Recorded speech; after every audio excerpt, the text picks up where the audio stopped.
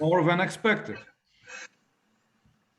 Okay, ladies and gentlemen, welcome everyone to the meeting organized by the Richarda Laboratory at the Institute of Political Studies of the Polish Academy of Sciences.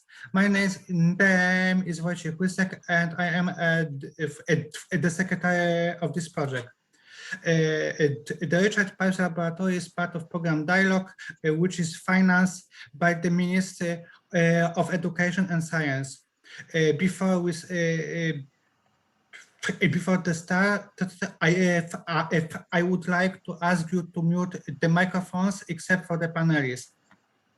I welcome our panelists, Professor Georgi Kasyanov, who is affiliated at the Marii Curie-Skłodowska University on the NAVA chair, Professor Paweł Marcewicz with Department of Recent Political History in Institute of Political Studies, Polish Academy of Sciences, and last not but least, Senior Research and Group Leader at the Institute of Cultural Studies and Theater History in Austrian Academy of Sciences, Dr. Liliana Radonich.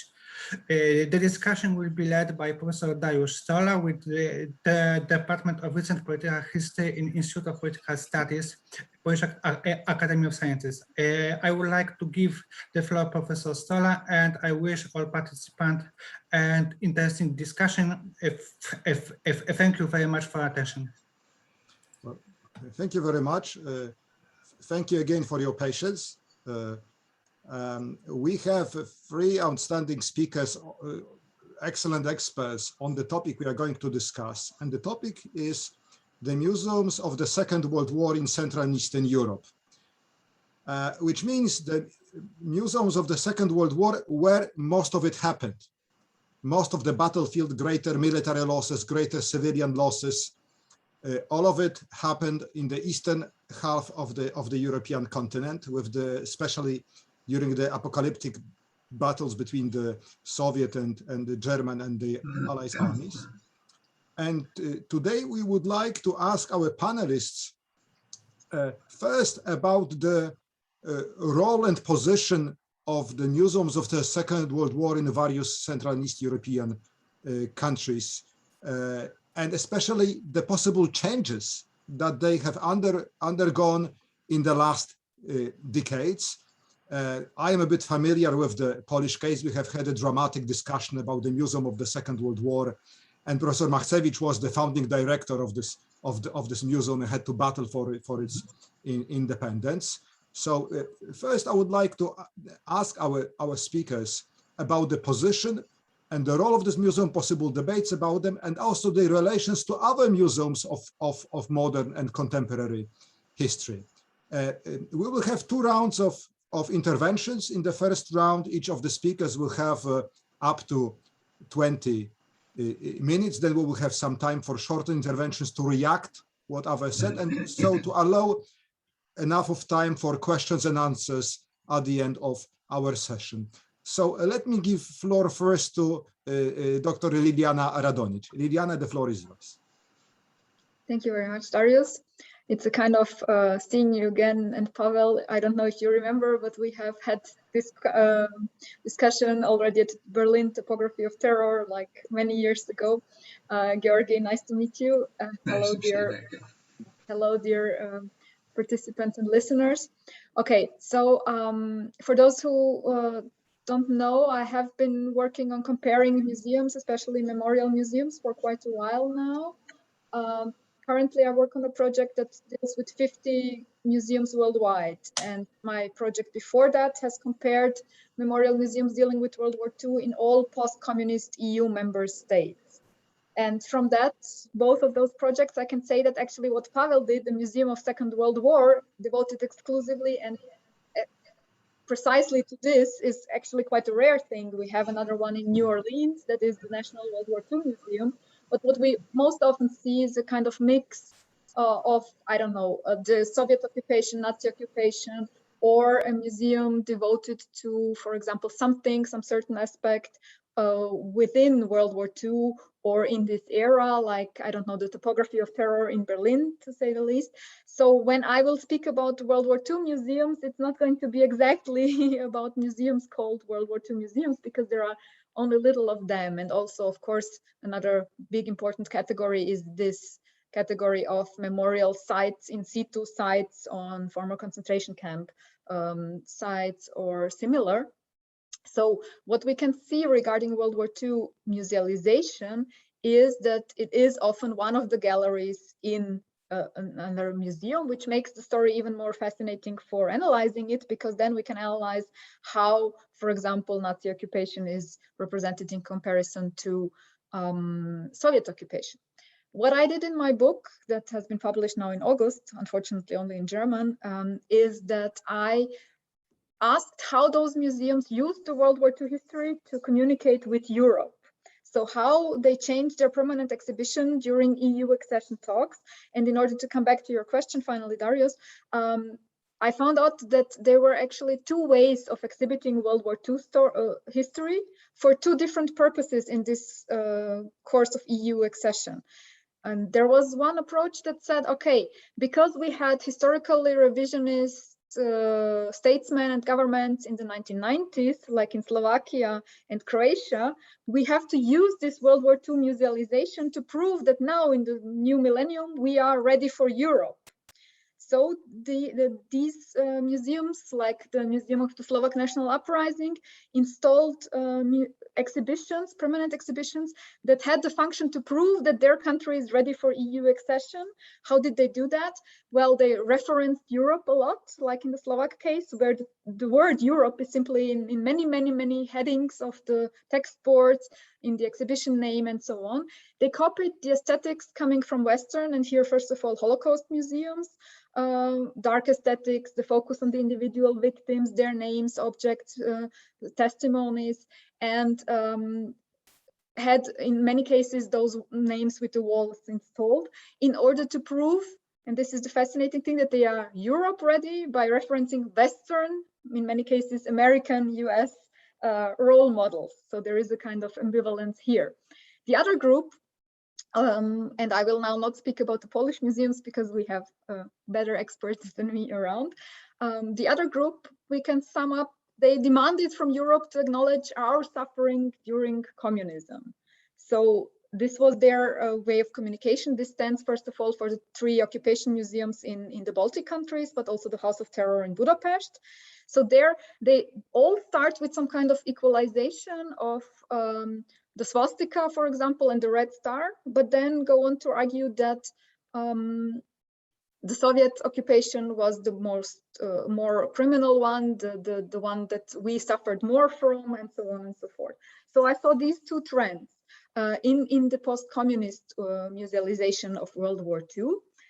In general, we can say that, because you said in the last decades, so of course there has been a big shift from also in the socialist sphere, these museums of revolution that were fully committed to the socialist narrative, to then the reinvented new national museums, but also beyond the communist sphere, we can say, the post-socialist sphere now, we can say that there is a trend away from telling the stories of World War II through battles and through heroic soldier stories, shifting to basically individual stories of the normal people, and in the best cases also dealing with the impact war has had on the body in general of everyday ordinary people.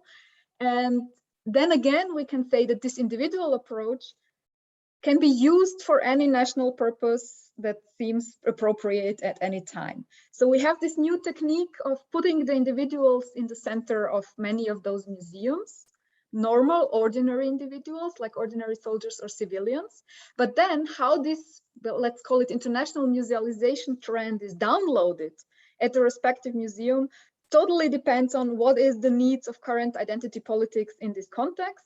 You can focus on individual stories in order to show that we, as the collective national body, have suffered. You can turn it that way, or you can use it to say, okay, we really need just the individual stories because, for example, Roma victims have never been included before. Now we have to include them. This doesn't serve any national identity creation purpose, but does them right after a long phase of marginalization. Or you can use, for example, the individual victim because you don't want to speak about us as the perpetrators or the collaborators. So there is a strong tendency towards this, away from heroic stories to individuals, but then you can do with those individuals that you exhibit almost anything that you need for your respective purpose. Okay, I will leave it at that for now. Okay, thank you very much, especially for the time discipline. You've managed in half of your time. Let me now give floor to Professor Kasyanov, Grigory.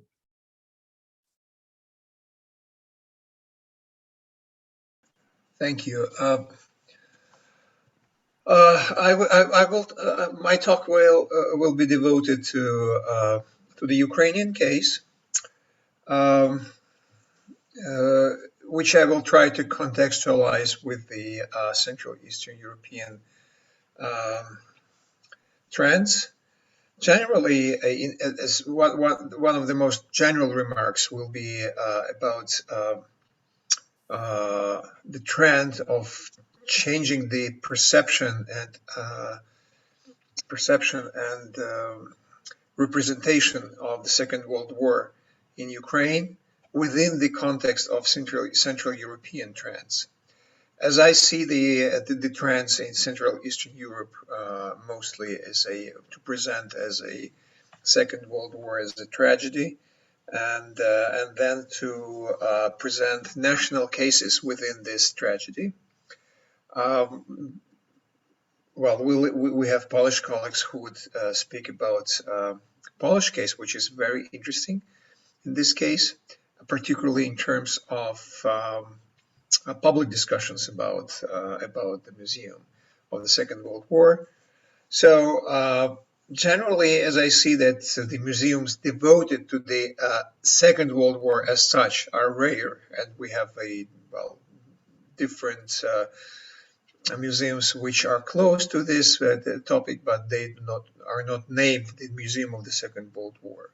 In Ukraine, we have a case when we have Central Museum with a extremely rich exhibition and exposition, which is they have about 400,000 artifacts which they can present it, and so they are very rich in terms that they can organize exhibits almost every month, and it's really rich collection.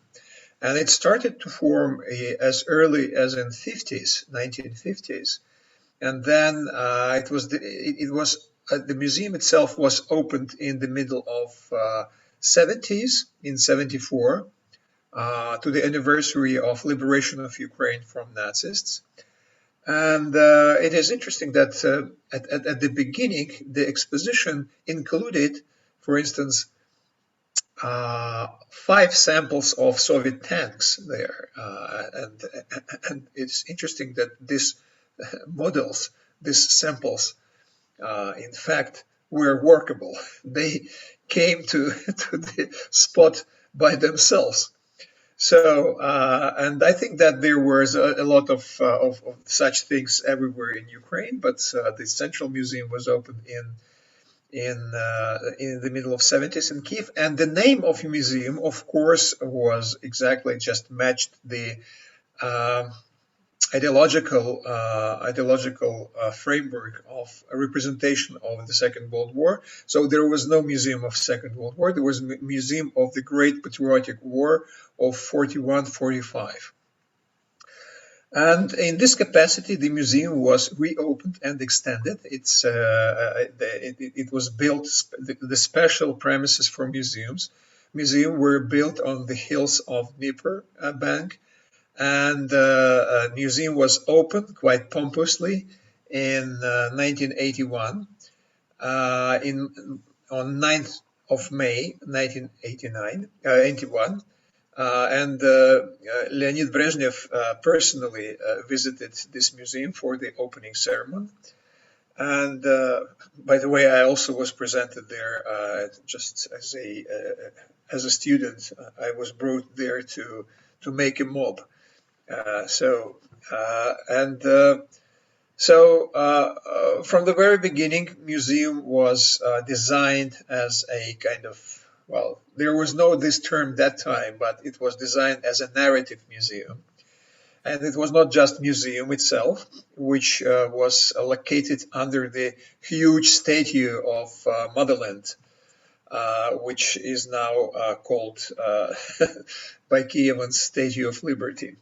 So that was truly Soviet design, and initially this design of the motherland was developed for Volgograd, for Stalingrad, but then they chose another project, and this was reserved for Kiev. So a quite static statue there with the sword and shield, and it is interesting that this this statue looks to the east, so to Moscow. Then the concept of museum was changed in 2015 after 4 decommunization laws were passed by the parliament, and one of these laws was exactly dedicated to the change of the name of historical event and to complete redrafting of the concept of the war, of the big war. So after that, the museum name is, before it was the National Museum of the Great Patriotic War 41-45.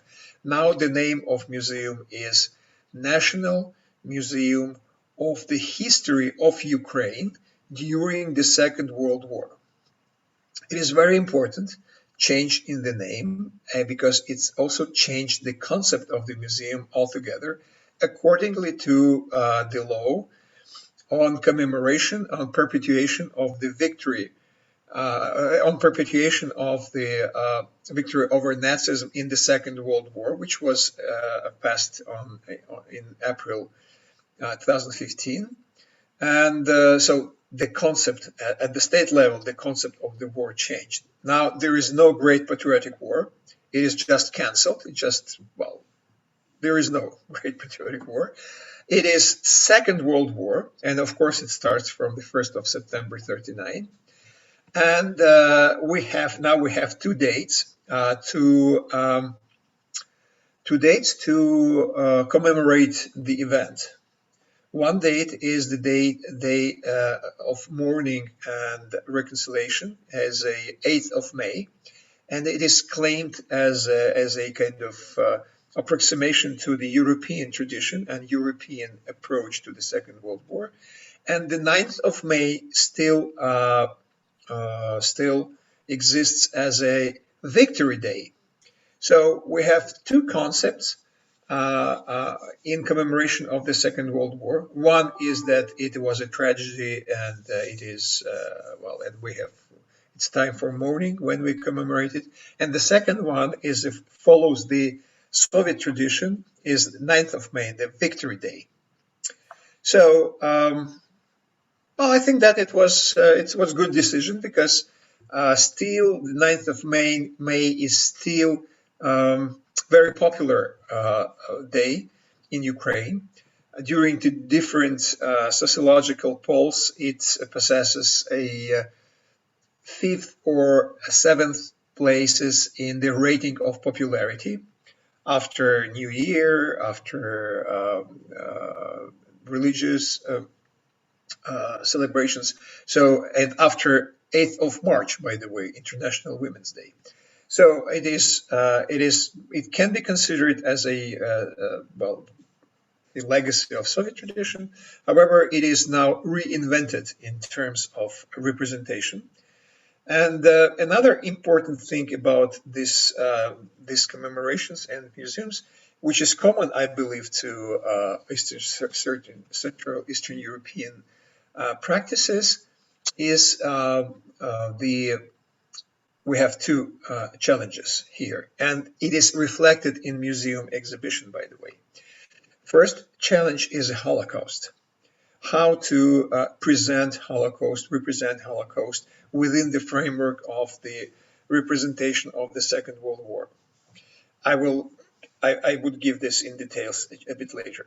And the second challenge is how to install the nationalist movement, nationalist guerrilla organization for Ukrainian nationalists and Ukrainian insurgent army, how to place them within the context of the Second World War. And it's really interesting that it is also the changes in representations also followed by the changes, for instance, in the textbooks.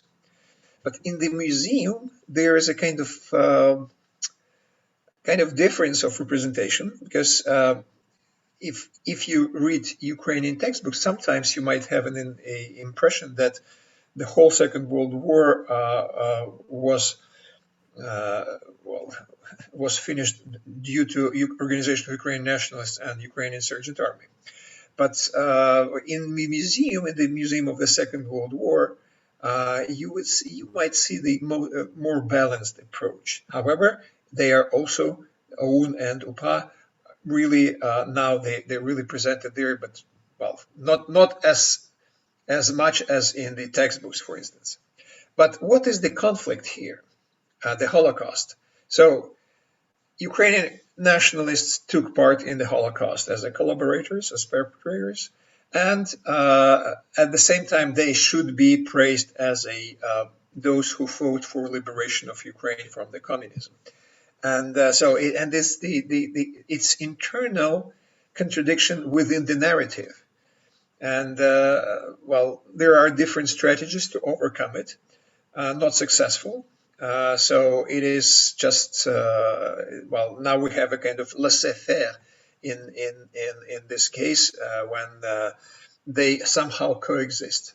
For instance, now we have a furious discussions about Babinyar, the site of mass killings of Jews in September 41, and then ongoing killings of Jews and other victims of Nazis.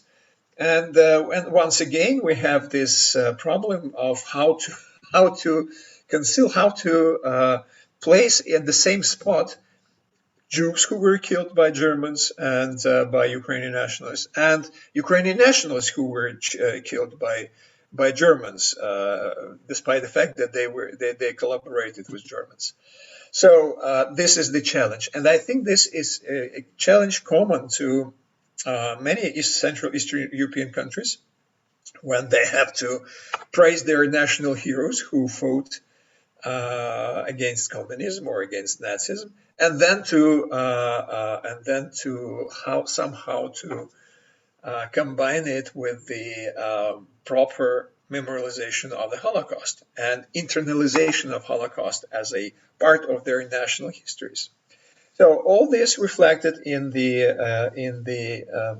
a certain extent, in the exposition of the Museum of the Second World War. We have other museums which are directly related to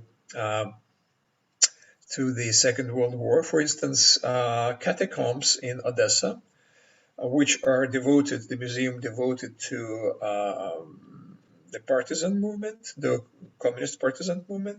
It is interesting that one of the trends now in there is that it's really interesting. They still present it in truly Soviet way. It's the narrative is truly Soviet, about heroic partisan war against Nazis. At the same time, we see a very interesting changes in terms of introducing anthropological perspectives in there.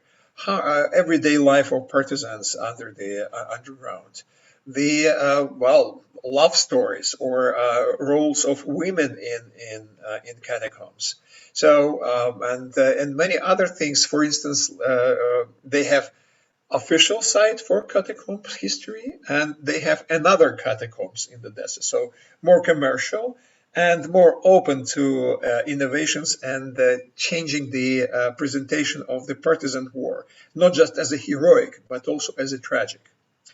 And the same can be applied. The same can be applied to the general understanding of Ukrainian history during the Second World War. Once again, the name of the Central Museum, yes, in Kiev, it's History of Ukraine in the Second World War, during the Second World War. And now I see that there is a kind of more balanced approach, not just present this as a victorious history or the victory of the Nazism, but also to present Ukraine as a territory of the conflict, of global conflict, which made Ukrainians a collective victim of this, and presenting the Second World War as a tragedy of Ukrainians. And of course, it's also follows the very old thesis about Ukrainians as a stateless nation, and that if that Ukrainians would have a state, then they would not be victims, which is quite naive, but it's still presented. And my final point about this museum and about commemoration of the Second World War is that now, unfortunately, we have another reason to commemorate the Second World War, and to add to this history another history. Is a history of the war in Donbass in the east. And now, for instance, Museum of the Second World War has a exhibition of the war in Donbass. Like other museums, for instance, Museum of Jewry and Ukrainian Jewry and Holocaust in Dnipropetrovsk, they also, I don't know what are the reasons, but they added the exhibition about the ATO, the anti-terrorist operation, to their exhibit. And in the Museum of History of Ukraine, also in Kiev, we also have a special exhibit, not just about the Second World War, which is small, but special installation about the war in Donbass. There were also attempts, by the way, to make a mural in the Soviet Memorial Complex, the site of eternal glory and memory of unknown soldier in Kiev. Also to bury there the remnants of the soldier of ATO, but there was a kind of very furious reaction from the Kievans, and that was postponed. So we have a mix of problems, a mix of representations and changes and shifts in representations from Soviet model to, let's say, more national or nationalized model. And it's still on, and still we have, generally these discussions mostly mostly occur in the narrow circles of interested people. We do not have national-wide discussions like in Poland. So it is still a matter of interest and matter of concern of quite narrow number of people. So thank you for your attention. I'm finished. Thank you. Thank you very much, Georgi. That was quite interesting. After this bird's eye overview by Liliana, we have had a truly fascinating story. I mean, changing the chronology of the Second World War, that must be quite a challenge. I remember visiting the Jewish Museum in Moscow, which obviously had the Great Patriotic War, which somehow was difficult to square with the history of the Holocaust. I mean, Holocaust outside of the Soviet territory. And I'm already having a couple of questions, because what Liliana said about the individualizing, showing an individual as a dramatis persona of war, and you mentioning the unknown soldier. I wondered to what extent such figure of an individual, especially a civilian, can replace the unknown soldier, which was also to embody the nation while keeping the story individual, which means emotional. But now it's time to give floor to Professor Paweł Machcewicz. Paweł, the floor is yours.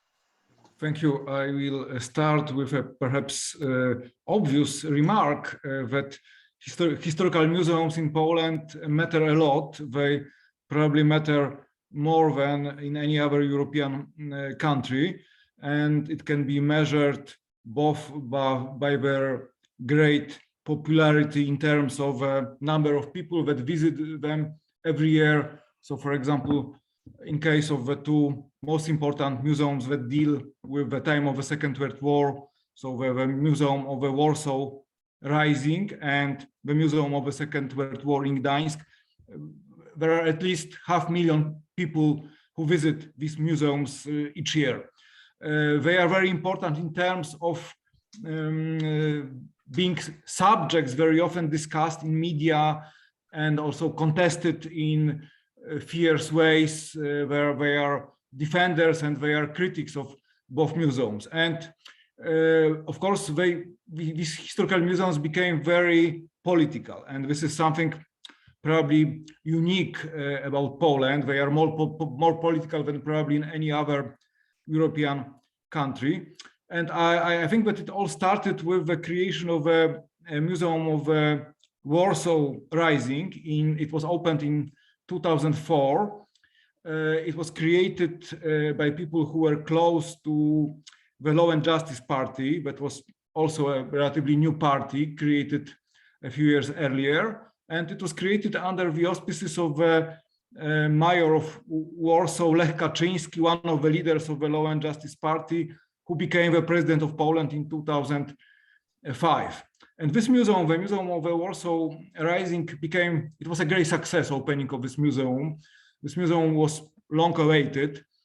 When it was opened, it was received in a mostly enthusiastic way by the public at large. It presented, of course, the heroic vision of the Warsaw Uprising. It focused mostly on the military side of the Warsaw Uprising, so the home army, but also it presented some structures of the Polish underground state that during the uprising organized the political and social and cultural life of those people who were for 2 months liberated by the home army in Warsaw. Those people who were more critical about this museum made such remarks that the fate of civilians was hardly represented in this museum, and also that virtually all the controversies about the uprising were omitted. So it's a part of it, not only of the Polish historiography, but of the Polish, intellectual life, discussing about the wisdom of starting the uprising, about the human and material losses that the uprising brought about. It was almost not mentioned in this museum. Something which should be also emphasized is that not only the Nazi Germany was presented as the enemy of Poland, but on the same level, the Soviet Union was presented in this museum. And sometimes it was quite difficult, especially for foreigners, I think, to be aware who was the main enemy of the insurgents, the Germans or the Soviets. But anyway, opening of this museum became a very huge political success for the Law and Justice Party, and it was exploited as a model how the so-called politics of history should look like. It was also the time when this term was coined by people close to the Law and Justice Party, and to put it in a nutshell, it was the idea that the state should play a much more active role in promoting the history of Poland and in promoting mostly the glorious parts of the history of Poland. A part of this package was the accusation of so-called liberal elites and also of most of Polish historians that they didn't pay enough attention to the heroic parts of the Polish history, and such a term was coined, the pedagogics of shame, just to label those who dared deal with less glorious parts of the Polish history. Just one marginal remark, it's not very often noticed that the very term polityka historyczna, politics of history, it was the direct translation of the German term Geschichtspolitik that was coined in the 1980s in the Federal Republic of Germany. And Helmut Kohl, also the Chancellor of Germany, preached that it's time to deal with not only with the Holocaust, but also with more normal parts of German history. And Kohl also paid a lot of attention to creating museums, such flagship museums of the Kohl government was the German Historical Museum in Berlin and the Museum of the history of the Federal Republic of Germany in Bonn.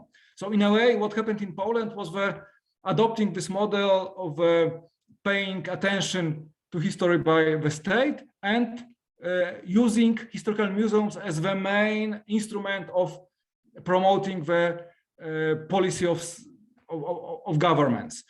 This success, this great success of the Museum of the Warsaw Uprising, it set certain standards. So also for next governments in Poland, it became somehow obvious that if a government wanted to do something real, tangible, and durable regarding Polish history, it should be mostly about creating another museum. So it's not an accident that the next government of the civic platform with Donald Tusk as the prime minister also supported the idea to create the Museum of the Second World War in Gdańsk. As Dariusz Stola mentioned, I was the founding director of this museum, and I also put forward publicly this idea that such a museum should be created in Poland. So perhaps I'm not the most objective commentator about this topic, but let me say a few words. So the idea of this museum that I put forward first in an article that I published in the Polish daily newspaper Gazeta Wyborcza, and later in other articles, was that we should try in Poland to somehow include the Polish experience of the Second World War and more broadly the East European experience of the Second World War into dominant European and international narratives of the Second World War, which usually marginalized the East European experiences. And the idea was to create a museum that would attempt to present the overall narrative about the Second World War, but with a special emphasis on the Polish and East European experience. The second fundamental assumption was that it should be the Museum of the Second World War, but it should not be the military museum. It should be mostly about the fate of civilians. I argued this war was different from all other previous wars because it affected mostly civilians. And this idea, this concept was from the very beginning attacked by the right wing in Poland, by the Law and Justice. Even long before the museum was open to the public, it was presented by the Law and Justice as the arch enemy, as the danger to the Polish national identity. Jarosław Kaczyński, in one of his public speeches, Jarosław Kaczyński, the leader of the Law and Justice Party, said that this museum is the instrument to destroy the Polish nation. And the only reason why it could be such a danger was that it wanted to present the Polish experience as a part of something broader, that it wanted to present also the experience of other nations in the war. So there's no time to discuss in details this controversy. It's quite well known. So this, once Law and Justice Party returned to power in 2015, the Museum of the Second World War became the arch enemy of this government. It was accused of being pacifistic, pseudo-European, cosmopolitan, and there was a big struggle even to open this museum to the public. The government took over the control of the museum in 2017 and started to introduce changes into the exhibition, which basically went in two directions. It was about removing some elements of the exhibition that presented the experience of other nations other than Poles, and adding some new elements, additional elements about, for example, Poles saving Jews. So I would say that not only the museums, the historical museums matter so much in Poland, they are in the very center of political, ideological debates, not only about history, but about the present time. But I would say that the Second World War turned out to be the most important and the most divisive part of the Polish national historical heritage. Of course, we have in Poland other very important historical museums like the Museum of the History of Polish Jews. Dariusz Stola used to be the director of this museum. We have, for example, the museum devoted to the Solidarity movement and other democratic opposition movements under the communist regime. This is the European Solidarity Center in Gdańsk. But by far they didn't evoke such controversies regarding their content. So I would say that these controversies that I mentioned prove that the Second World War is the central historical experience for Poland, is the most sensitive experience.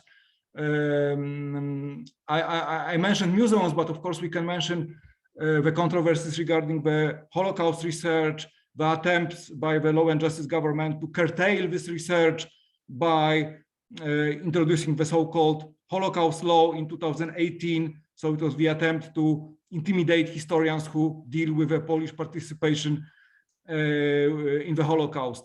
It's also harassment by many means historians who dare deal with these topics. So I think that I tried to describe this broader landscape in which historical museums dealing with the Second World War play a central role, but of course they are a part of a broader landscape in which the politics of history is very important, and in which just the Second World War is this crucial and most sensitive topic for most controversies about history. The communist time, which is much closer to us chronologically, interestingly enough, did not evoke such controversies as the Second World War, which is worth discussing, but perhaps in another round of our meeting.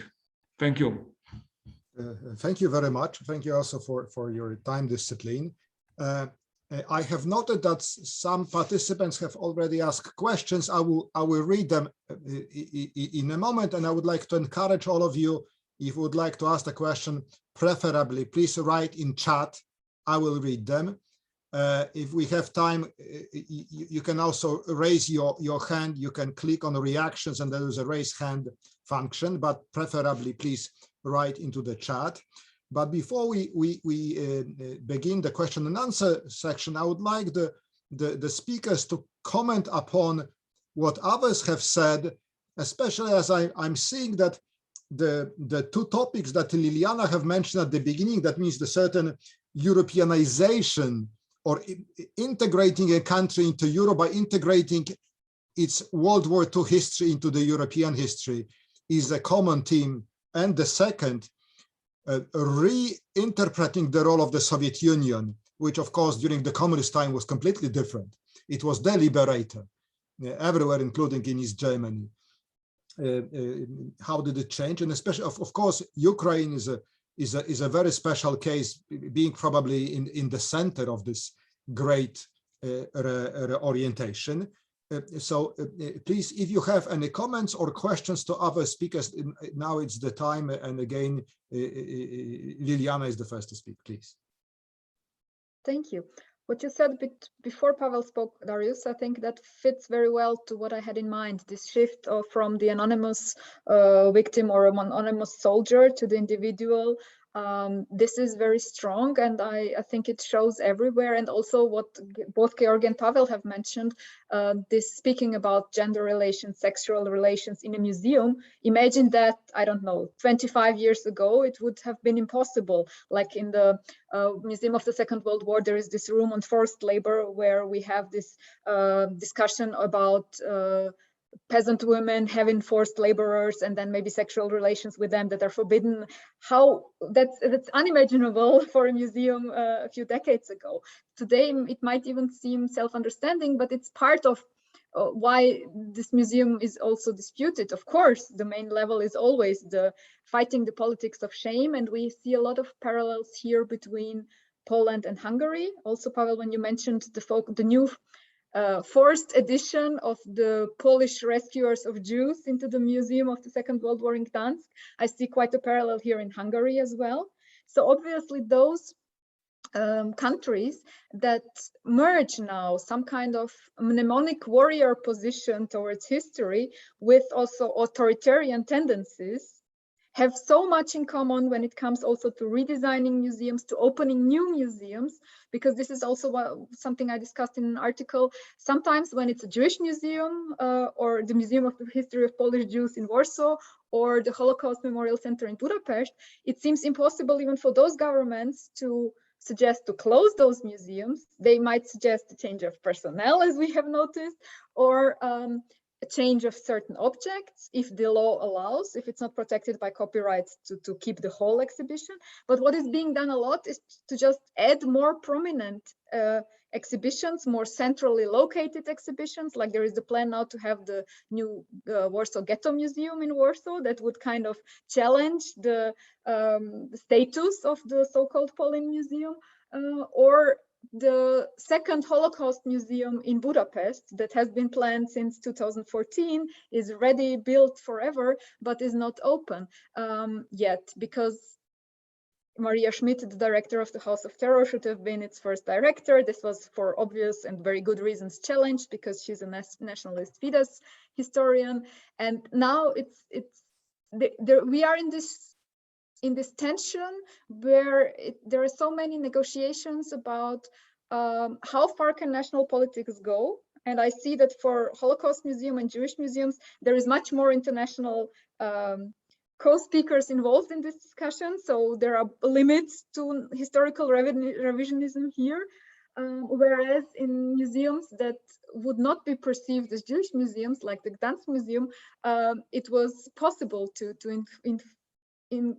insert such huge changes, to have it much more out there in the open for controversy than with Jewish institutions. That is also, or those institutions that are perceived as Jewish. This is an important difference.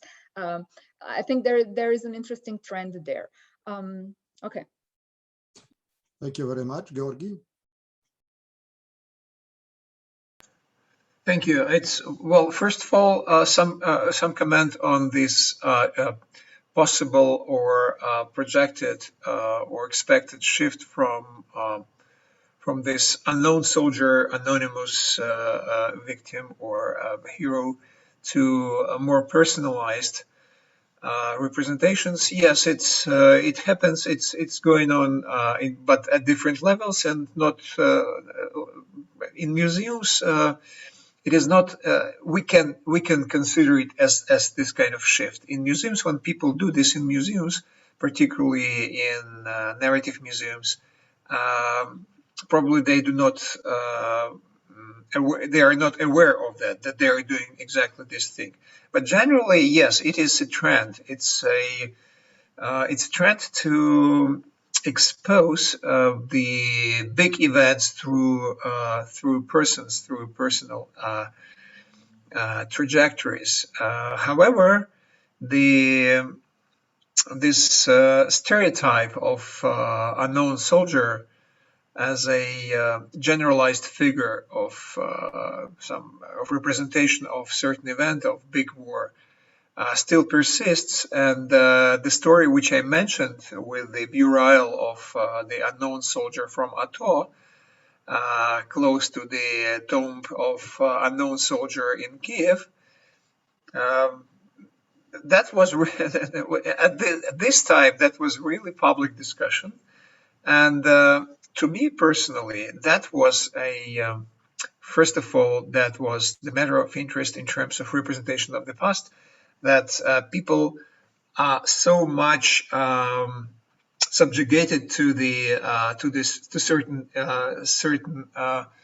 discourses, certain forms, visual discourses, that they cannot imagine anything else. So, unknown soldier from the Second World War and unknown soldier from Ato. But another thing which was real bizarre to me is that I understand when there is an unknown soldier in the Second World War. There was a massive war with the massive losses, and then we have a small war. Ato was a small. It was war of at the level of battalions and small groups, and how it is possible to have unknown soldier today in 21st century in a small war. So how it, and these people did not understand how it exposes their own stupidity and their own managerial idiotism, that they would present unknown soldier from the from our times.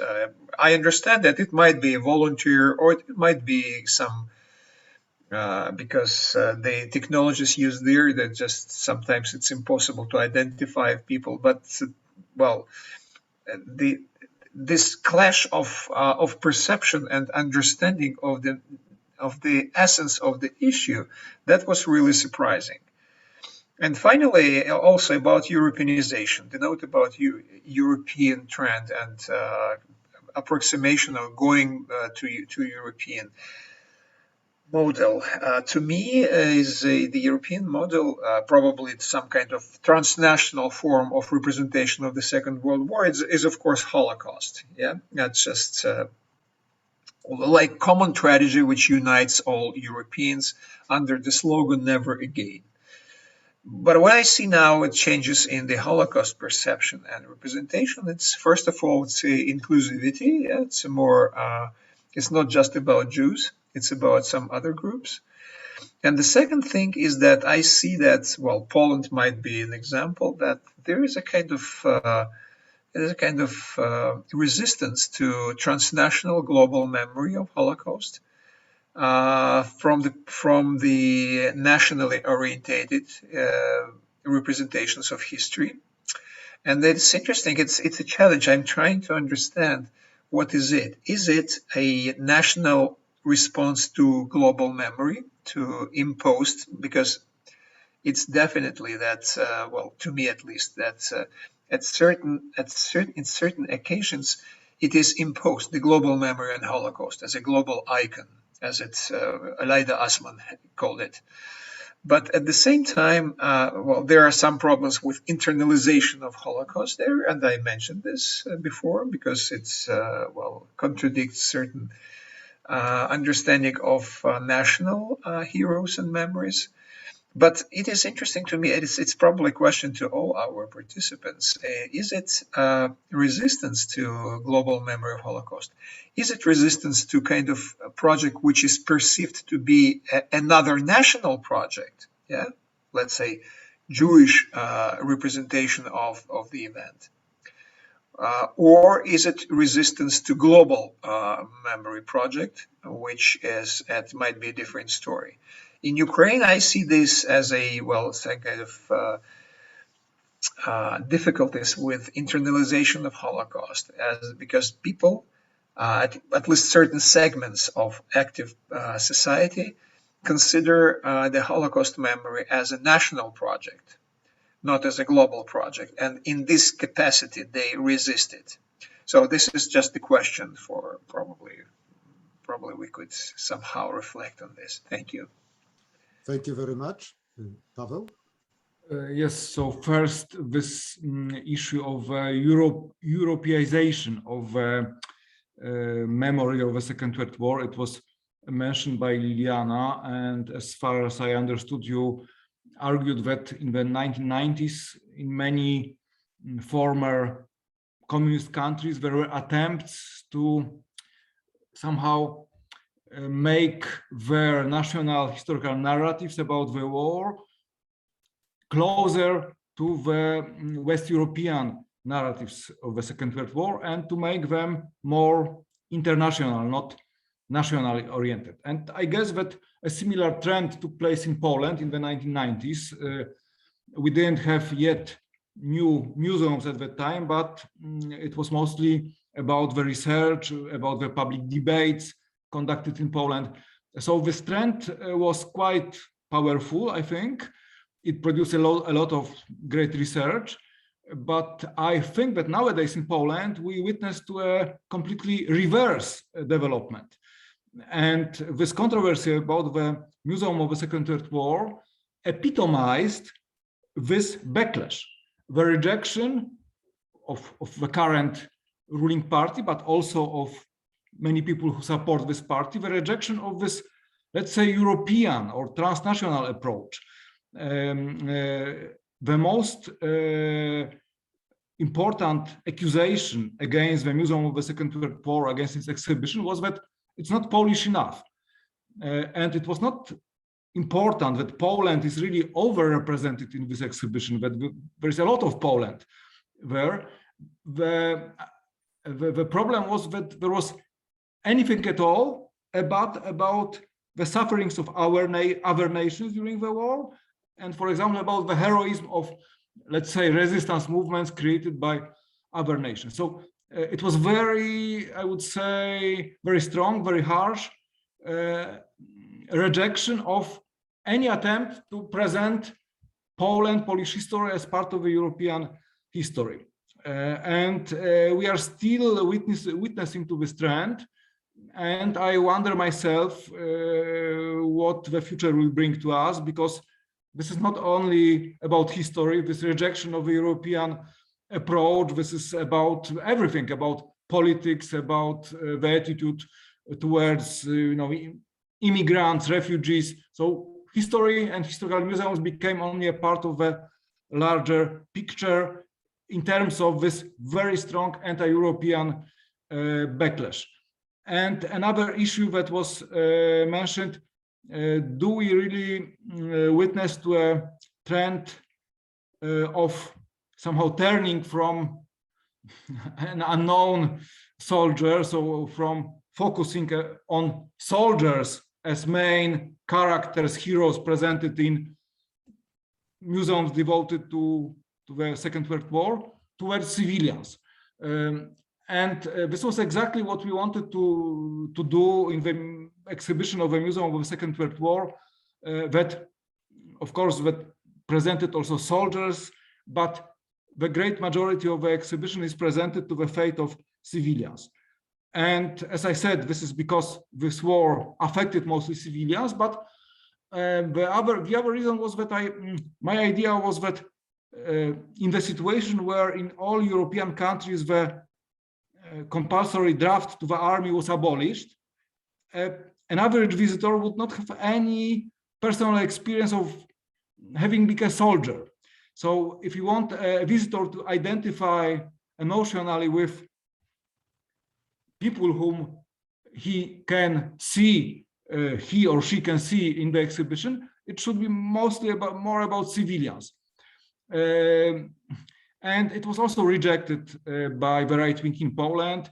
This museum was accused of being devoted predominantly to civilians, of allegedly neglecting Polish soldiers. So we are witnessing in Poland also to a sort of revival of a very militarized approach to history and to a very militarized model of a Polish patriotism. To be a patriot, it means mostly to be a soldier, and especially to be a soldier fighting against the Soviet Union during the war and after the war. And this is about the so-called cursed soldiers of the fighters of the anti-communist, anti-Soviet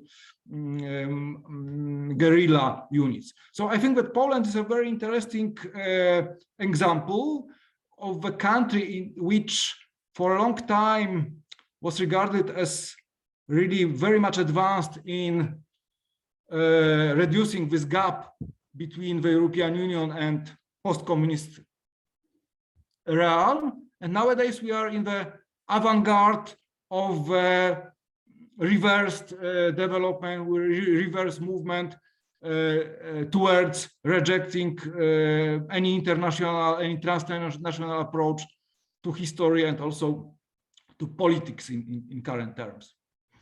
Thank you. Thank you very much. I already see that Iliana has a comment. Please, Iliana, you have a reserve of time, so please, you can speak. Thank you. Pavel, you used the word backlash. This was exactly the term I also use in my book for this phase after the Europeanization power relations process. So yes, I would definitely say that we have this backlash now, and my interest goes especially to this Is it necessarily this backlash and combination between authoritarian trends and historically revisionist trends? Because this is also then to discuss that it doesn't go only with rewriting the history, but also enforcing laws and strategies how this history can be rewritten. So yes, I think this is the most serious trend that we have to discuss here. Coming back to Georgi's question about why is the Holocaust as part of a global or memory icon or something being challenged, I would say that this has only very little to do with it being perceived as a national project by, let's say, Israel. This is not where the energy of refusing it comes from, especially not in the post-socialist context. I would say that here the refusal of the Holocaust being the negative icon of our era comes from the clear fact that it threatens the narrative of our own suffering. Let's take the example of the Museum of Genocide Victims in Lithuania in Vilnius, for example, where you can see alone from the table with the numbers of victims that many more Jews were killed during Nazi occupation than majority non-Jewish Lithuanians have been killed during the two Soviet occupations. And this in itself is already a threat. And what is then being done about that brings me back to what I've said initially. The museum uses this very powerful musealization tool of individual empathetic stories for our own victims, and makes very sure that their victims, the Jewish victims, do not get this musealization technique of biographical objects, poems, testimonies, whatever. So in order to make the Holocaust memory of their victimhood less threatening than the memory of our victimhood. When we move beyond the post-communist sphere, and this is also part of my project, because now at the ERC project, in the EU project, we don't look only at World War II museums, but also those devoted to the Bosnian genocide and the Rwandan genocide in the 1990s.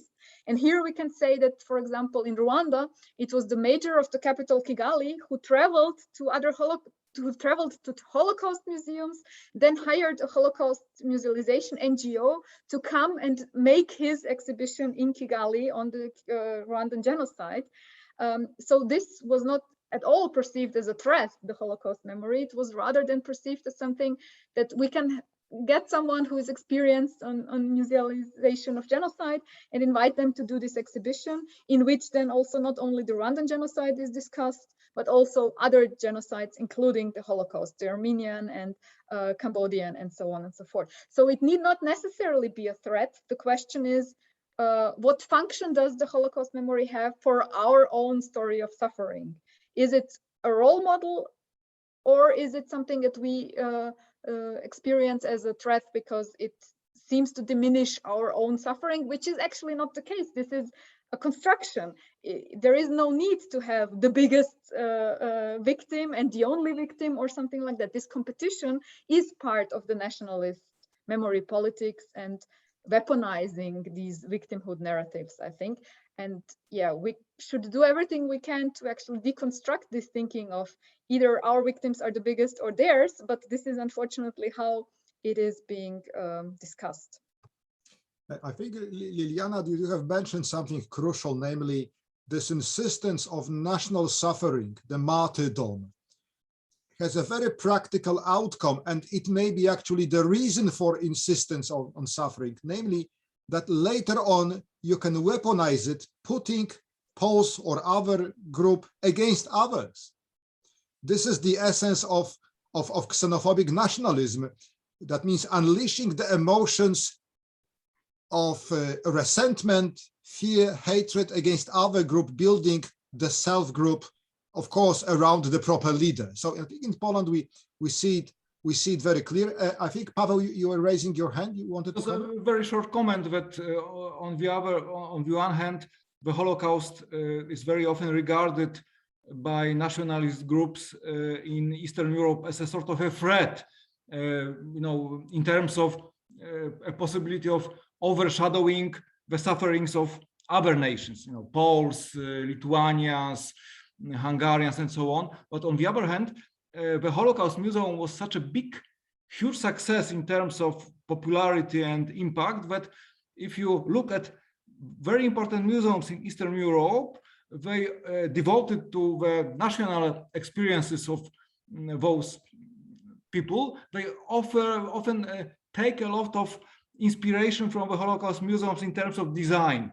You can find it in the Terror Haza in Budapest, in the Warsaw Museum Rising, but also I found such similarities in Kiev when I visited the museum devoted to the victims of the Holodomor, of a Great Famine. It was shortly after my visit to Yad Vashem, and I found striking similarities. So the Holocaust also became a sort of a model, the representations of the Holocaust model, how to efficiently present the sufferings of other nations. Very often presented as a sort of alternative or to the sufferings of Jews in terms of this narrative of a competition in the victimhood. I think you've made an important point which is connected to what Georgi was saying.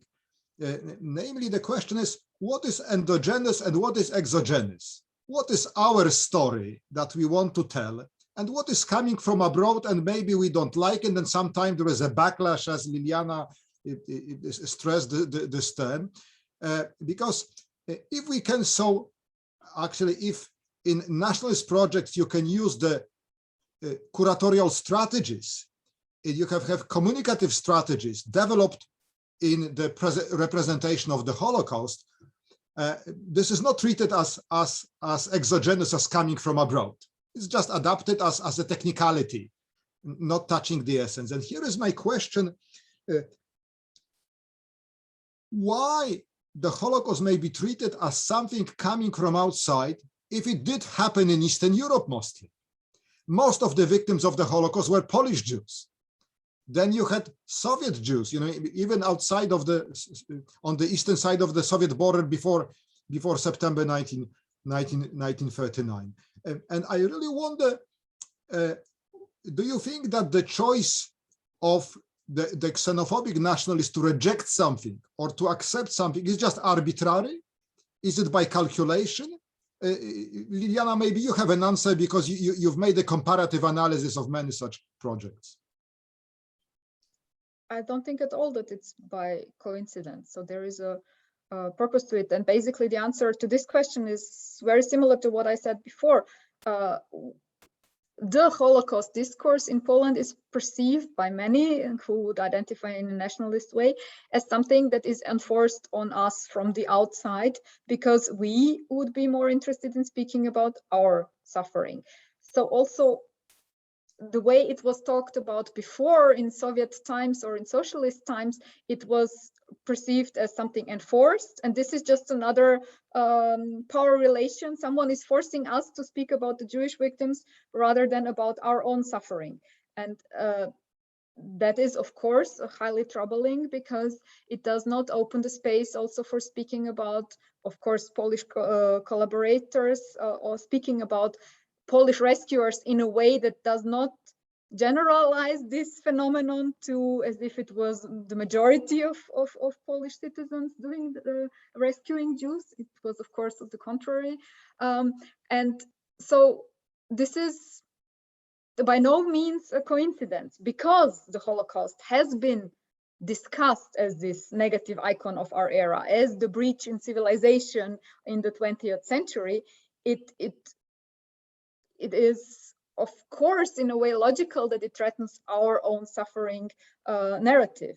And therefore, there is, so to say, there will not be another phenomenon in soon times that can replace this conflicting memories. I think we are stuck in there, and the more the politicians fight against this politics of shame, as Pavel has said, the less it fits in, because then, of course, the next step is to, if the Holocaust is perceived as such a strong negative icon in memory politics, then the next step is, of course, to Holocaustize the Polish suffering and to make us the new Jews. This has been going on for a long time already, but so at the same time with this what has been called by very dear Polish scholars a de-Holocaustization of the Holocaust, while at the same time speaking of the Holocaust against us Poles. This is the very strong trend that is been there for a while, but is now even growing. Yeah. Thank you very much. We have first questions on chat, and I encourage everyone to ask new ones, or you can raise your hand. The first one is I think it's to Paweł. It's about, can we consider the Museum of the Second World War in Gdańsk like a central institution in charge for the history of the Second World War in Poland? And additional question to this topic, and why Gdańsk? Was the choice of Gdańsk rather than Warsaw important? Could you answer this? Yes. Well, if you use this term, the central institution, in my opinion, it does not fit very well into the democratic framework. I understand that the Central Museum of the Great Patriotic War was located in Kiev by the decision of the Soviet Politburo. The democratic environment is, in definition, more decentralized. So I would say that the Museum of the Second World War in Gdańsk is certainly the most important museum in Poland dealing with the Second World War, but I wouldn't use a word central. Also, because this museum has been attacked by the government of our country. It was a great paradox that this museum was the biggest historical museum in Poland, was open to the public against the government of our country, and this government presented this museum as the arch enemy of the Polish nation. And nowadays this is a sort of a schizophrenic situation, because the government took over the control of this museum in 2017. Some changes were introduced in the exhibition, but the original exhibition stayed there, remained there. And well, I think that the policy of the government is somehow to marginalize this museum, because they don't know honestly what to do with this museum. If it was such an anti-Polish exhibition, why it is still there? So it's a very interesting situation. And why Gdańsk? But the answer is very simple. In this article that I published in 2007, in which I put forward this idea to create the Museum of the Second World War in Poland, I mentioned that it should be created in Warsaw by Donald Tusk, the Prime Minister of Poland at that time, who picked this idea, wanted this museum to be located in Gdańsk, because Tusk was born and raised in Gdańsk, and I think it was the only decision that he really took regarding this museum. Otherwise, we had a complete freedom in shaping the exhibition. In the hindsight, I think it was a good idea, because in Warsaw we have many museums, and in Gdańsk also there is, of course, the European Solidarity Center, but still in Gdańsk this is a landmark of the city. And I believe in pluralism, in decentralization, and I don't really think that all important museums should be located in Warsaw. Thank you very much. I may add that Donald Tusk not only was born in Gdańsk, it was also his electoral district. So I think for every politician, it's good to have a big, nice museum in his electoral district. A question from Professor Anna Ziembińska we have in the chat is about the future. How do you see the future of World War II museums in Europe? Will they serve nationalist projects, or is there a chance for a common European representation of war? Anyone willing to answer? Liliana, please. I think the attempt to have a shared World War II narrative in Europe is not such a good goal, because it means that we would have to agree on the most minimalist consensus possible, and that would be a very thin story to be told. So the European approach could be to enforce that we must learn about each other's perspective on the World War II, maybe in a shared institution, so that the European aspect would be first to learn the other stories, because in Western Europe we have still this huge problem that people have no clue actually what happened in socialist and then post-socialist Europe, Eastern Europe, Central Europe. So there is still a big gap in this way that has to be closed. And then also to agree maybe, but I don't think this is really possible, and that is the first part of your question. The general decision, the principle, the basic decision is, do you want to tell the painful parts, the parts that hurt, the parts that are difficult in a museum or not? And I don't see a clear tendency here in the European museum landscape. Some focus a lot on putting the finger there where it hurts most in our identity narrative, and others would do everything to avoid exactly that. So this is a basic decision that every museum has to take. And at the moment, I would say we have quite a clash between East and West, with some exceptions in the East. But also then there is the whole area of former Yugoslavia, which I have succeeded in not mentioning so far, although this was my initial core interest, where everything regarding World War II was again reactivated as a weaponized discourse through the war of the 1990s, through the Yugoslav wars, where dealing with one's own share in something that is not only a heroic story, but that also might include crimes committed by our own community, is still a very, very far away to me. So I've currently recently visited the museums devoted to the Croatian War in the 1990s in Karlovac and Vukovar, and there is no trace whatsoever of mentioning that our side might have committed crimes as well. On the contrary, in the guided tour in Vukovar, the guide even said that one convicted Croatian war criminal, he's actually a hero, and the Croatian courts did wrong in convicting him. And so this was really shocking, telling that to little children. So there is no unique answer to your question. I think there are so many heterogenic trends, and those who want to put the finger into the painful wounds are in many countries losing the battle. But yeah, maybe discussions like this can do something to empower those who are still fighting this battle to not give up and to keep on fighting. But it's difficult, I think.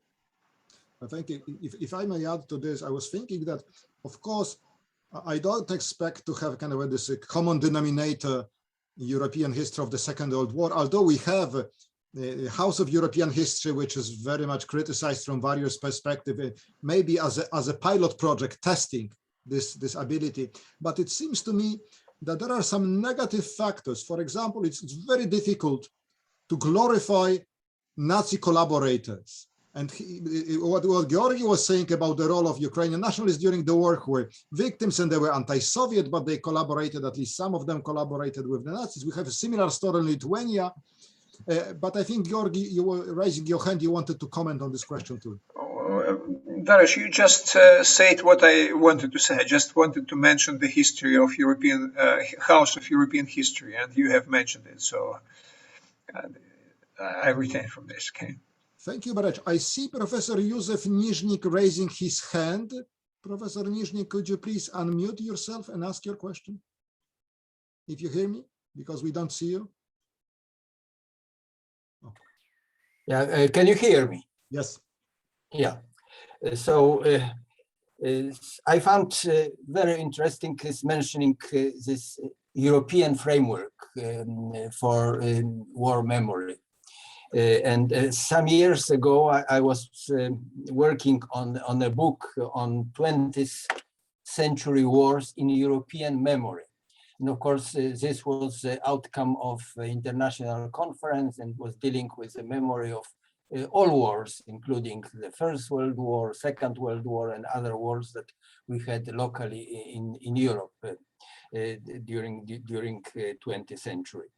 But especially a comparison of memory of the First World War and Second World War was interesting, because during the memory of the First World War was quite different in different parts of Europe, especially in Central and Central Eastern parts of Europe, since most countries in this area remembered simply that they regain independence, not the memory of war itself. Whereas, of course, it was the most tragic experience for British, French, also Germans.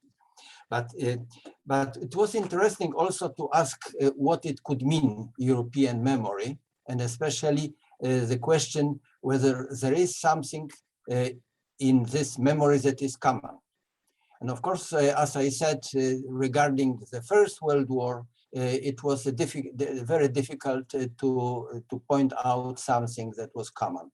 But in the Second World War, it was certainly a lot of such elements, but probably dominating one was the experience of guilt. Of course, this was a guilt experience in a variety of ways in different countries, and especially the way the countries are coping, some of them simply rejecting this guilt, but everywhere in each country this guilt was present.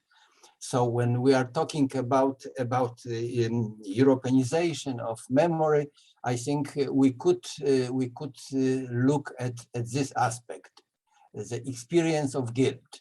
Of course, we find this guilt in different forms, but we can certainly find it in every country, I believe.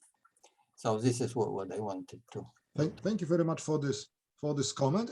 We have another question coming from Martin Engelund, which is not so much about the museum, but rather the academic background to what mostly Paweł Machcewicz was speaking. Let me summarize it.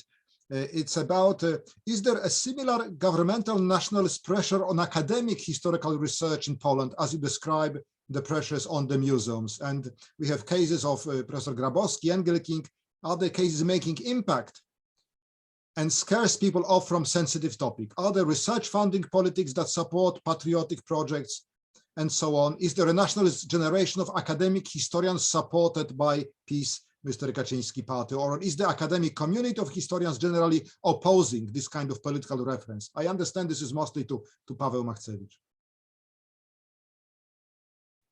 Yes, thank you. So the situation in Poland was that the first attack was directed against the museums because they attract much more people than those people who read academic books. And that's why the Museum of the Second World War became such a strategic target for the government of the Law and Justice. But over a few years, the Law and Justice government started to be more and more interested into the research and into the academia, and especially regarding the Holocaust and the Polish-Jewish relations during the Second World War. And this is, of course, related to the great amount of research that was done by Polish historians. You mentioned in your question Jan Grabowski, Barbara Engelking. They are those iconic names, but there is a whole milieu of historians who did a great job in uncovering many unknown documents and in publishing many valuable books that change our perception, or at least they should change our perception of how Poles behave toward the Jews during the Second World War. So the amount of complicity, the level of complicity in the Holocaust is much higher on the Polish side than when we used to believe, let's say 10 years ago. And this new research exactly is contradictory to the core of the politics of history of the Law and Justice. It somehow weakens this heroic narrative about Poles in the Second World War. And that's why this topic, the Holocaust, and this milieu of historians became the target. So there was this Holocaust law, and also there were propaganda attacks against historians dealing with the Holocaust and the Polish participation in the Holocaust. Even there was some legal harassment of Grabowski and Engelking. And it's very difficult to say whether it was successful. Of course, it did not intimidate Jan Grabowski, Barbara Enkelking, and their colleagues, but it might have persuaded some other historians, perhaps younger historians who start their academic careers, to choose other topics, less controversial, safer. They would guarantee, government funds for the research, because there is. It's not only about the harassment and intimidation. This is also about the positive incentives for those who want to conform to this official narrative, official politics of history. There is such an institution, the Institute of National Remembrance, with a huge budget that is very influential in organizing conferences, also international conferences, publishing books, and its budget is, its financial resources are much higher than resources of any Polish university or any Institute of Polish Academy of Sciences. A new institution was created with a lavish budget, institute of the so-called Pilecki Institute. And so there are many ways of somehow recruiting historians into this official narrative. I still think, or hope perhaps, that the majority of historians stick to their professional obligations,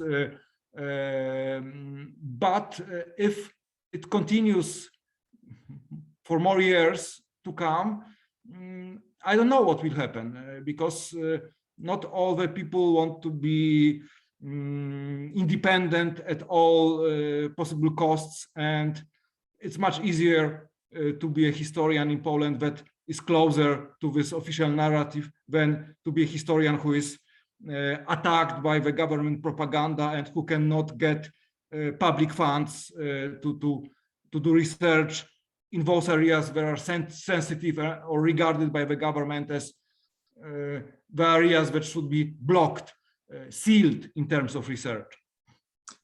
If I may add a word, the Institute of National Remembrance is not that it has, it's bigger, its budget is bigger than the budget of other research institutions. It's bigger than the combined budget of all other research institutions. That makes a difference. And going to the museums, the present government has established almost 24 of new museums, most of them history museums dealing with the war period or early post-war period, so the anti-communist armed underground. And the museum of the Warsaw Ghetto was mentioned exactly as a case. But no single museum was opened. They were not able to create any museum.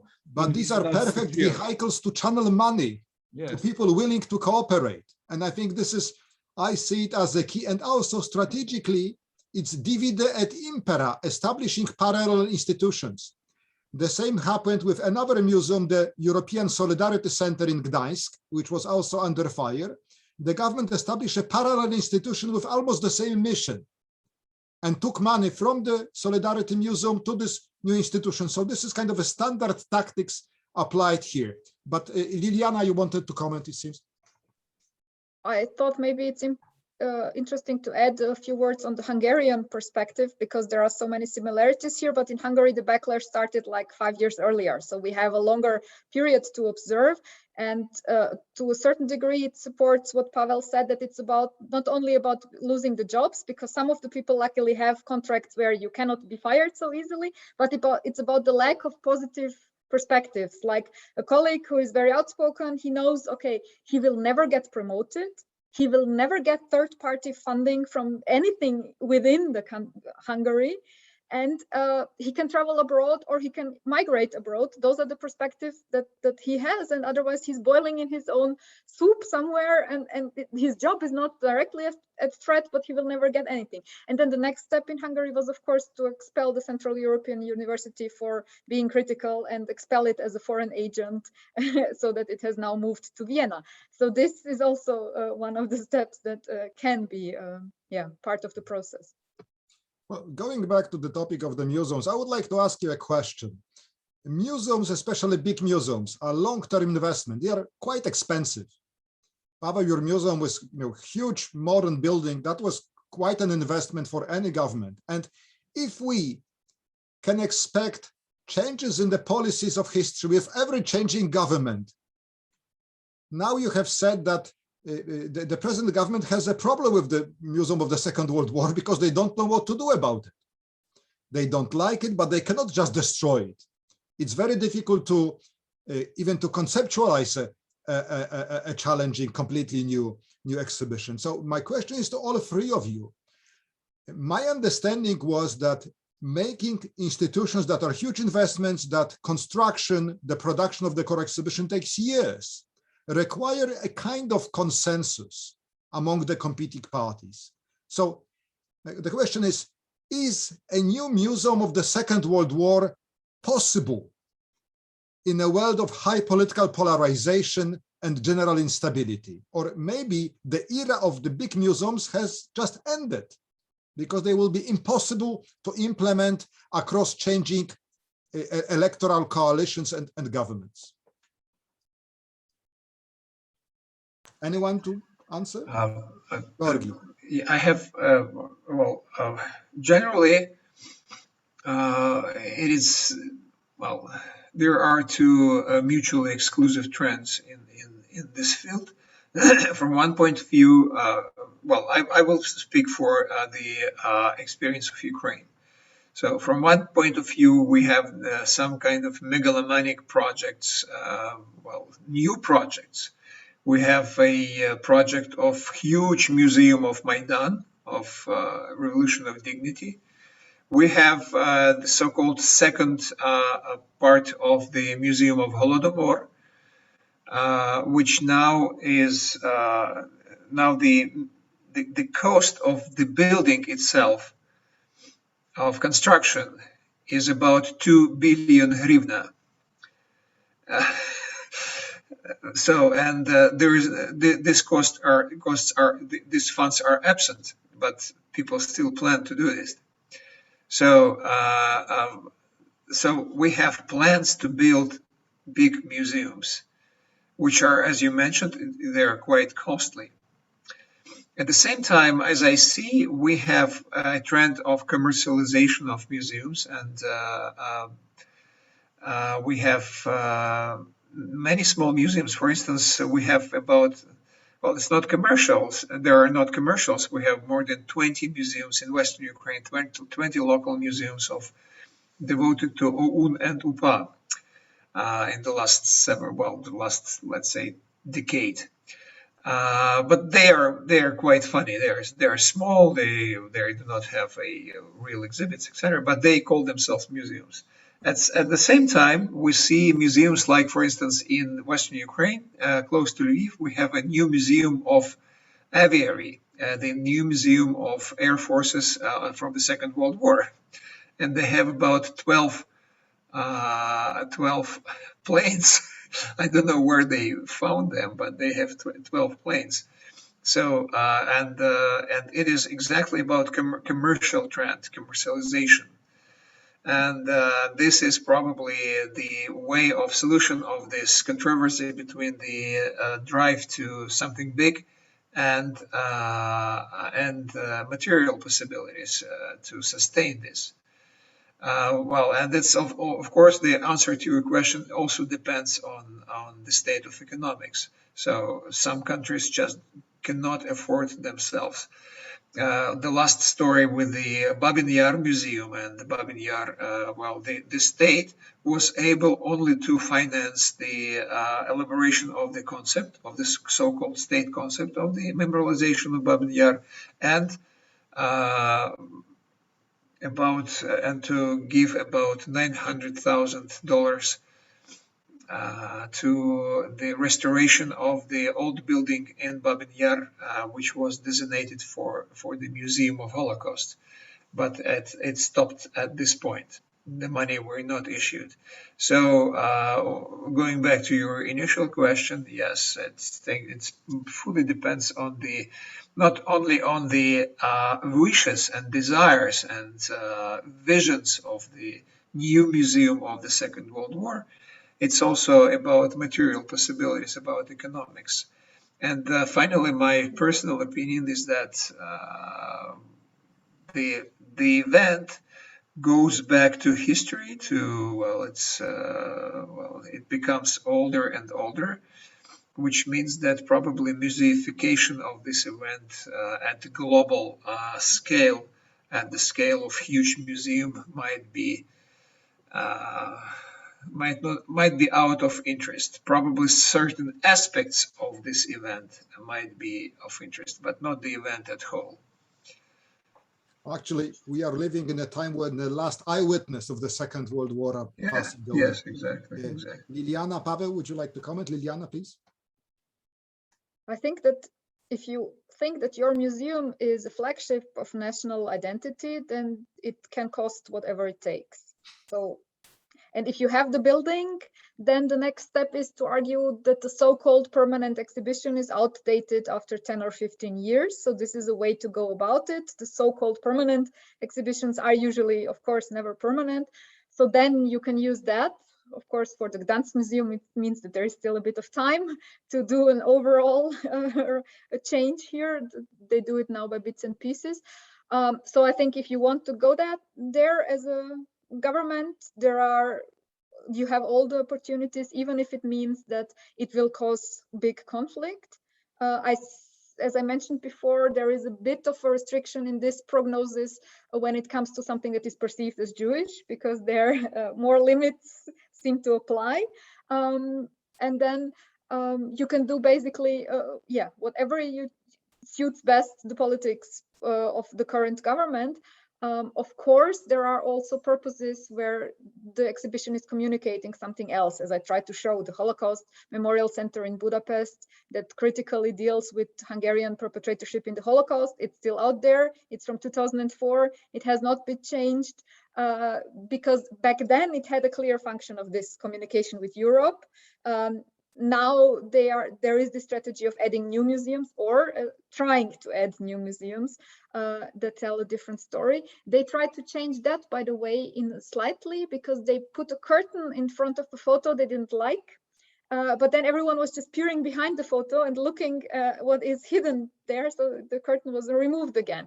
But there is a law protecting, so you cannot change bits and pieces like in Gdansk in this museum. It's prohibited to change only slightly something in the exhibition. So, but yeah, I would say that money does not count if it's your flagship. I mean, yeah. Well, so you're quite optimistic about the capacity of politicians, but Pavel has just mentioned that the party of Kaczynski, they have launched 2,000 new museums, but have not completed anyone. And the question is, who will complete the museums they have started? And that was basically my question. If you cannot make a museum fast, and usually it takes years to make museums, the Pavel's museum was completed very, very fast, then you can expect your successor to be of very different opinion about the past than you are. Pavel, please. Yes, I would say that museum, I'm not sure that we really can face soon the end of big museums. It's not only due to the political reasons that Liliana mentioned, but also due to commercial reasons. These big museums very often turned out to be really a success in commercial terms as well.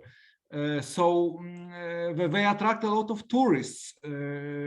This historical tourism became a very important branch of global tourism. Very often, local authorities are interested in creating or expanding museums that they have. For example, just a few days ago, I discussed the idea of expanding the museum in Bastogne.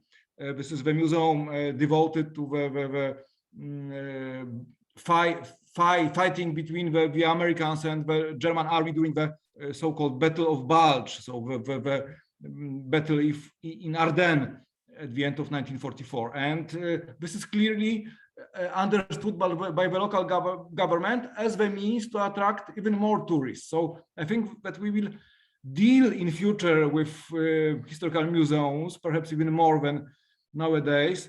I, of course, very much sympathize with what Darek Stola said, that we need a sort of a consensus, broad political consensus regarding the way how museums should function, regarding their exhibitions, but I'm not very optimistic about this consensus in such a polarized country as Poland.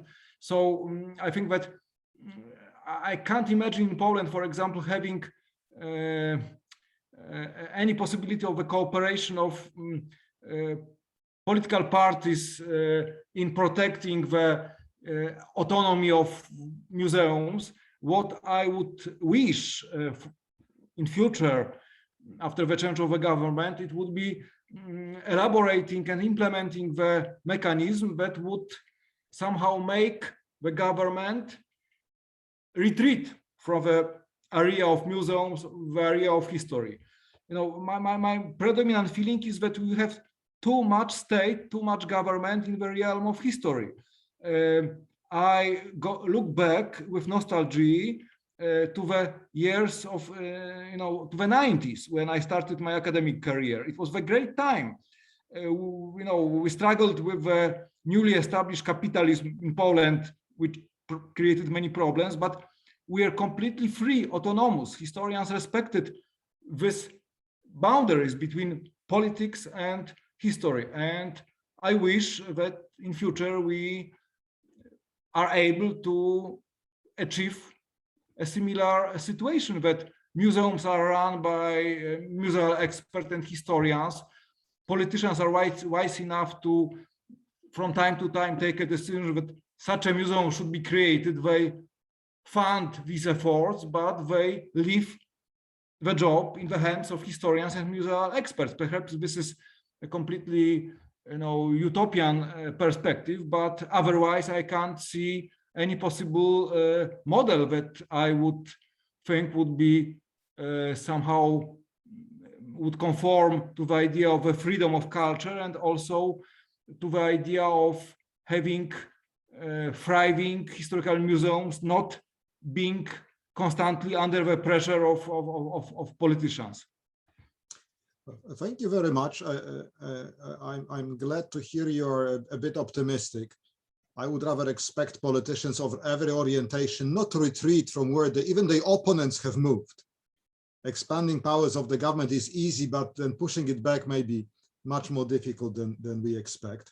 I see no other questions, and we've been talking for more than 1 hour and 45 minutes. So I think it's the time to complete our discussion. I wish to thank all the panelists for very insightful comments. Those of you who are interested in the other sessions organized by the PIPES Laboratorium at the Institute of Political Studies, Polish Academy of Science, can visit our website and especially sign for the newsletter. I see Wojciech Łysek, my colleague, confirming this.